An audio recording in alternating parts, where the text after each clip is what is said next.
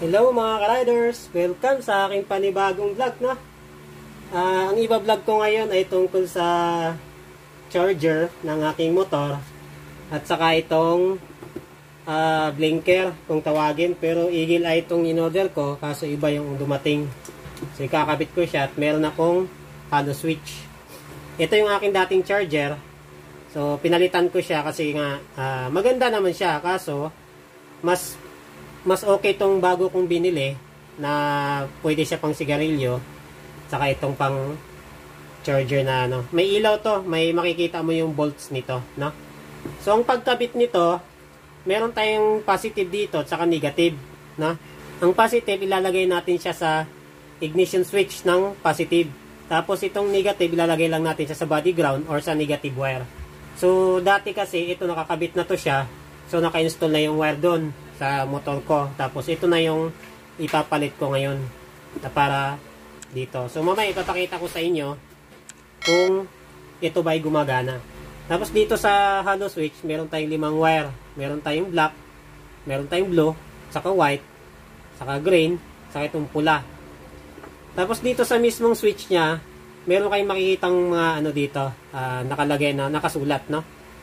So, hindi ko masyado may pakita sa inyo kasi masyado siyang maliit. So, sasabihin ko na lang at makikita nyo na lang sa description ko kung ano yung mga tawag dito at saka pangalan, no?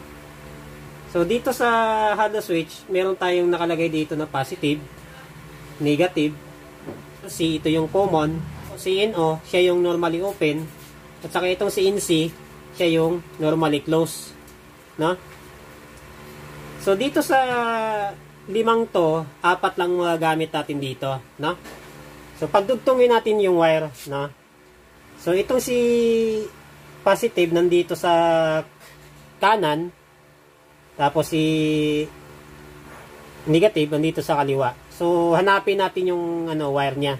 I-diretso natin siya. Basta tandaan niyo si common nasa baba, tapos si normally close, si NC nandito sa pinakataas, no? So, idudugtong natin to siya. Si pula nakatutok kay positive. Saka si itim nakatutok kay negative. No? So, ulitin ko. Si pula, siya yung positive. Yung itim, siya yung negative. Tapos si green, siya yung common. Tapos yung puti, siya yung normally open. Siya si NO. Tapos itong si NC, hindi na natin to siya magagamit. No? Kasi pang eagle eye lang naman yung ating ikakabit niya. Itong si positive at saka negative, ito yung sa ilaw ng ating hollow switch. Tapos itong si NO, siya yung normally open. Pag sinwitch mo siya, iilaw yung ating eagle eye. So ganitong dugtong niyan. Si normally open at saka si positive, pag dugtongin ninyo, no? Kasi siya yung dito sa eagle eye natin, sa balas, siya yung ilalagay natin dito sa positive, no? Tapos itong si negative at saka negative ng hollow switch, pagdugtungin nyo to sila. Pero dudugtungan nyo to ng wire kasi ilalagay natin siya sa negative wire o kaya sa body ground. Nasa sa inyo na yun kung saan nyo siya ilagay, no? May natira pa tayong si common. Si common siya yung pinaka main supply, no? Si common naman ilalagay nyo lang sa siya sa accessories wire. Dapat alamin nyo kung ano yung accessories wire ng inyong motor. Huwag kayong basta-basta magkabit ng hindi nyo alam yung accessories wire ng inyong motor.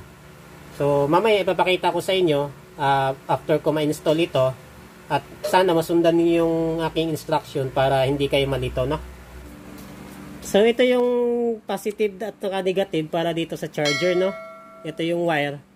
Si positive, nakakunik yan dito kay ignition switch. Diretso dito kay ignition switch. Tapos itong si negative, nandito siya kay body ground. Nasa sa inyo na yung kung saan nyo ilagay. Basta hanapin nyo yung itim na wire. Kasi yun yung ating negative, no? Wala problema kahit saang itim na wire dyan. Bahala kayo maglagay. Basta ako kasi mas safe ako sa body ground. Kaya mas importante sa akin yung body ground kasi doon ako sa wire. So ayun, ito na yung aking kinabit na charger. Tapos ito na si adapter niya para mag-charge itong ating cellphone, no? So i-testing ko muna siya, no, kung siya ba'y gumagana.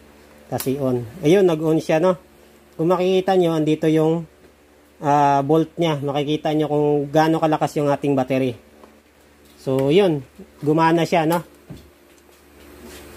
Yan. So, install ko na ulit yung Eagle Eye. So, ayun na nga mga ka-riders, no? Ulitin ko. Si positive, yung kulay pula. At saka si puti, yung normally open. Si itim, yung negative. At saka si green, yung common, means supply natin. No? Tapos si positive at saka si normally open, pinagsama natin sila, no? Tapos dinugtong natin sila dito kay positive na Eagle Eye, yung kulay pula. Tapos itong si negative ng ating hollow switch, pinagdugtong naman natin siya dito kay negative ng ating Eagle Eye, no? Tapos dinugtungan natin siya ng wire kasi siya yung ating body ground. Ilalagay natin siya sa body ground, no? Tapos itong natira natin is si common. Siya yung ating main supply. Ilalagay natin siya sa accessories wire ng ating motor.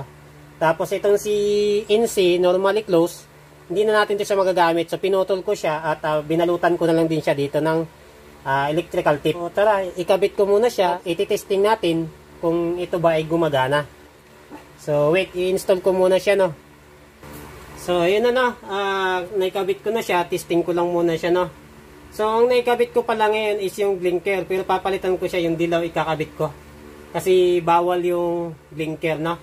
So, kung makikita ninyo, yung ating hollow switch, naka-off yan. Tapos, pagka in-on mo yan siya, kasi pinagsama natin si positive at saka si normally open, pag in-on mo yan siya, mag-blink yan at mag-iilaw to, no? So, pag in-off mo naman siya, mamamatay yan siya. So, ganun yung trabaho niyan, no? Ipapalitan ko to siya kasi bawal yung blinker, eh. Mahuhuli tayo, no? Bawal yan, no? Ganyan. Naka-blinker siya. So, mali yung aking na-order. So, papalitan ko siya ng yung dilaw kanina, yung isa. Kasi steady yun. Ayun, no? Kung makikita nyo, naka-blinker yan siya.